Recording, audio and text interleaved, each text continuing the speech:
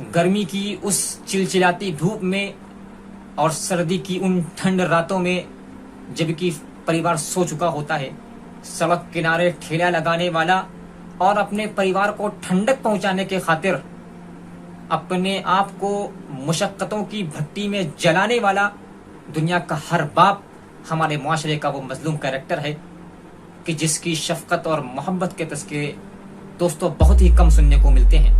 बाप कोई सिर्फ नाजुक नहीं है कि वो नजाकत से आपसे बात करेगा, उसके लहजे में कड़क होगी, लेकिन उसका वो कड़क लहजा ही आपके लिए फायदेमंद होगा। अस्सलाम वालेकुम वरहमतुल्लाहि वबरकातुहू। उम्मीद है कि आप सभी दोस्त और अहबाब खैर आफियत के साथ होंगे। दोस्तों, आज का जो हमारा टॉपिक है वो ये है कि हमारे मुआशरे का एक मजलूम कैरेक्टर, मेरी मुराद दुनिया के हर बाप से है।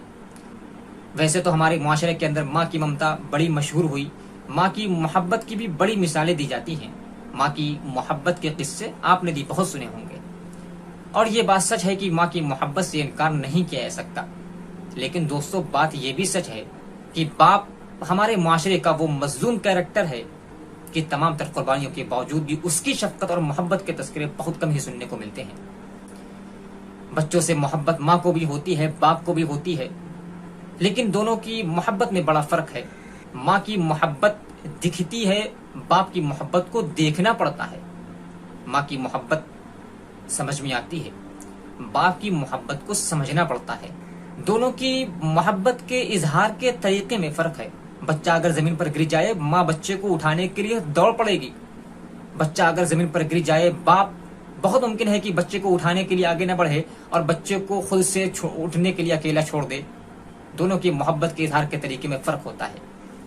मैं यहाँ पर आपको एक सच्चा वाकया मुख्तसर अंदाज में सुनाता हूँ। एक बाप साइकिल से सड़क पर जा रहा था। उसका अपना सगा बेटा उसकी साइकिल के ऊपर आगे या पीछे सवार था। सड़क पर उसका बच्चा साइकिल से गिर जाता है। उसका बच्चा विकलांग था, उसका एक पैर खराब था। बाप बच्चे को उठाने के लिए आगे नहीं बढ़ता है और बच्चे को खुद से उठने के लिए अकेला छोड़ देता है। बगल से एक शख्स का गुजर होता है तो गालिबन वो बाप को बुरा भला भी कहता है कि कैसा बाप है, बच्चे को उठाने के लिए आगे नहीं बढ़ रहा है, पता नहीं कैसा बाप है।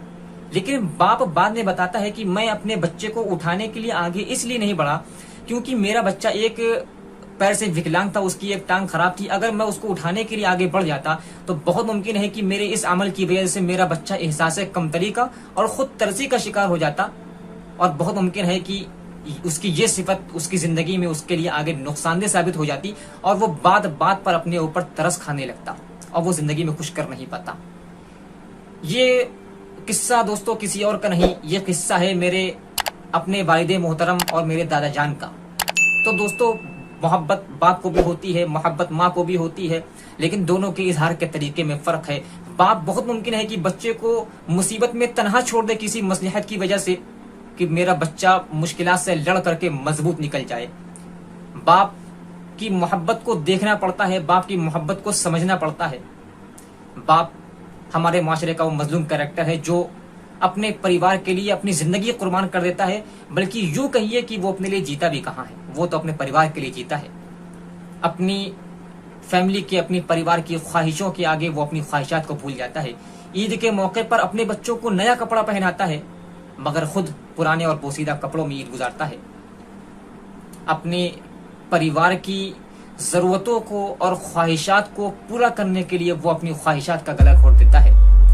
बीवी बच्चों की मोहब्बतों को कुर्बान करके, दिल पर पत्थर रख के न जाने वो कैसे परदेश कमाने को चला जाता है। और कुर्बान जाओ दोस्तों बाप की कुर्बानियों के ऊपर कि वो इतने गमगीन और नाजुक तरीन हालात में भी अपनी तकलीफ का इजहार तक नहीं करता कि उसकी तकलीफ की वजह से कहीं उसके परिवार को तकलीफ न हो जाए। वो सीने में गम को छुपाए परदेश कमाने को चला जाता है और अगर वहां पर किसी के मातहत काम कर रहा हो तो फिर अपने मालिक की बोलियां भी सुनता है।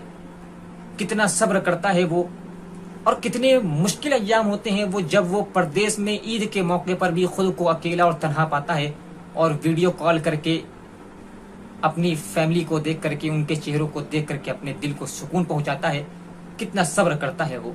क़ज़ा रब्बुका अल्ला ताबुदू इल्ला इय्याहु व बिल वालिदैनि इहसाना। तुम्हारे रब ने यह फैसला कर दिया है कि अगर तुम्हारे माँ बाप में से कोई बुढ़ापे को पहुंच जाए, दोनों या उनमें से कोई एक अगर बुढ़ापे को पहुंच जाए, तुम्हारे रब ने यह फैसला कर दिया है कि तुम अपनी माँ को या तुम अपने बाप को उफ तक ना कहो। क्या आपने सड़क पर ठेला लगाए और आवाज लगाते और सड़क किनारे बोसीदा चादर पर खिलौने सजाए और खामोश बैठे उन बूढ़े बापों को नहीं देखा कि जिनके सर के बाल सफेद हो चुके हैं, मगर वो अपना नातवा और कमजोर जिस्म लिए आज भी अपनी फैमिली के लिए कमाते हैं, उनको खिलाते हैं। वो अय्याम जो उनके आराम करने के थे वो मुसीबतों में काटते हैं। क्या आपने उन बूढ़े बापों को नहीं देखा? मैं आपको एक सच्चा वाकया सुनाता हूँ। आज से तकरीबन कुछ महीना पहले ठंडी के अय्याम में और कड़क ठंडी के अय्याम में रात को 10:30 बजे मैं सड़क से गुजर रहा था। रात के 10:30 बज रहे थे। मैंने एक दुबले पतले एक बूढ़े आदमी को देखा कि वो सड़क किनारे ठेला लगाए हुए था, जिसके बदन के ऊपर एक टी-शर्ट थी और वो अपने सर के ऊपर पगड़ी बांधे हुए था और एकदम ठंडी की वजह से एकदम सुकड़ करके एकदम खड़ा हुआ था। ऐसे एकदम सुकड़ करके खड़ा हुआ था। दोस्तों, मैं उस आदमी को पहले से जानता था। देखा कि ठंडी के कड़क ठंडी का अय्याम, रात के 10:30 बज रही हैं, जबरदस्त ठंडी पड़ रही थी उन अय्याम में। जबकि मैं सूटर पहन करके वहां से गुजर रहा था, मैंने उसको देखा कि वो एक टी-शर्ट पहने हुए था, सर के ऊपर पगड़ी बांधे हुए था। बहुत मुमकिन है कि अंदर कुछ हैनक पहने भी रहा हो, लेकिन उस हैनक से कितना इफाका होगा उस कड़क ठंडी के अय्याम में। वो टी-शर्ट पहने हुए था, अपने सर के ऊपर पगड़ी बांधे हुए था, ठेला लगाए हुए था। कस्टमर का दूर दूर तक अता पता नहीं था, सन्नाटा था, मगर बेचारा वो ठेला लेकर के खड़ा हुआ था और सुकड़े हुए था। तो मैं सोच रहा था और मुझे उसको देख करके बड़ा तरस आ रहा था। दोस्तों, तो मुझे समझ में आया दोस्तों कि बाप हमारे माशरे का वो मजलूम कैरेक्टर है जो सुबह को घर से कमाने के लिए निकलता है, फिर रात के 10 साढ़े 10 बजे वो घर लौट करके आता है, खाना खाता है, थोड़ा बहुत कोई काम कर पाया तो करता है, फिर वो सो जाता है। फिर सुबह को आंख खुलती है, फिर वो नाश्ता करता है, फिर कमाने को घर से निकल जाता है, फिर रात को 10 साढ़े 10 बजे कमा करके लौटता है, फिर खाना खाता है, छोटा मोटा कोई काम कर पाया तो करता है, फिर सो जाता है। फिर सुबह को आंख खुलती है, फिर नाश्ता करता है, थोड़ा मोड़ा कोई काम कर पाया तो करता है, फिर वो सुबह को कमाने के लिए घर से निकल जाता है, फिर रात को 10 साढ़े 10 बजे घर को लौटता है, जबकि फैमिली सो चुकी होती है, परिवार सो चुका होता है। फिर आंख खुलती है सुबह को, फिर वो कमाने को निकल जाता है और उसकी माश की दौड़ धूप का ये सर्कल उसकी मौत तक के ऐसे ही घूमता रहता है। और फिर एक दिन आता है कि बाप इस दुनिया से मर करके यूं ही चला जाता है। फिर उसका नाम जुबानों पर आता है और कहा जाता है कि बाप का साया सर से उठ गया। फिर कहा जाता है कि बाप का साया सर से उठ गया। गर्मी की उस चिलचिलाती धूप में और सर्दी की उन ठंड रातों में, जबकि परिवार सो चुका होता है, सड़क किनारे ठेला लगाने वाला और अपने परिवार को ठंडक पहुंचाने के खातिर अपने आप को मुशक्कतों की भट्टी में जलाने वाला दुनिया का हर बाप हमारे माशरे का वो मजलूम कैरेक्टर है कि जिसकी शफकत और मोहब्बत के तस्करे दोस्तों बहुत ही कम सुनने को मिलते हैं। अपने बाप की शफकतों को, उसकी कुर्बानियों को न भूलें दोस्तों। बाप की मोहब्बत को देखना पड़ता है, समझना पड़ता है। बाप कोई सिर्फ नाजुक नहीं है कि वो नजाकत से आपसे बात करेगा, उसके लहजे में कड़क होगी, लेकिन उसका वो कड़क लहजा ही आपके लिए फायदेमंद होगा। उसकी मोहब्बत में आपको सख्ती नजर आएगी, लेकिन वो सख्ती भी आपके फायदे के लिए करता है दोस्तों। बाप की मोहब्बत को समझना पड़ता है, माँ की मोहब्बत समझ में आती है। इस फर्क को हमें ज़हन में रखना पड़ेगा। बल्कि सच तो ये है कि उसकी तमाम तर कुर्बानियों के बावजूद भी अगर उसके अंदर कोई एक खामी नजर आ जाए, उससे कोई एक गलती हो जाए, तो बीवी कहती है कि मैंने आपके अंदर कभी कोई खूबी देखी ही कहाँ है। उस बूढ़े बाप से बच्चों को भी ये शिकवा होता है कि बाप ने मेरे लिए जिंदगी में क्या ही किया है।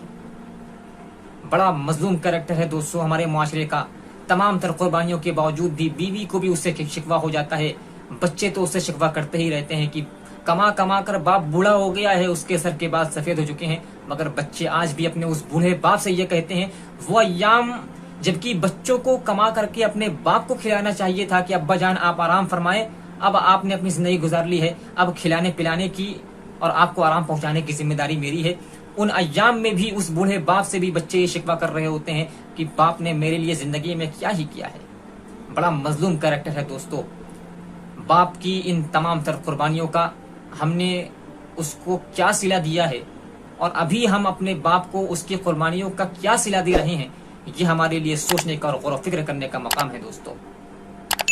कहीं ऐसा ना हो कि हम अपने अब्बा जान को समझने में देर कर दें और फिर एक दिन आए कि हमारे बाप की आंख बंद हो जाए, फिर हमें इस बात का एहसास हो कि यार मुझे अपने बाप को समझना चाहिए था।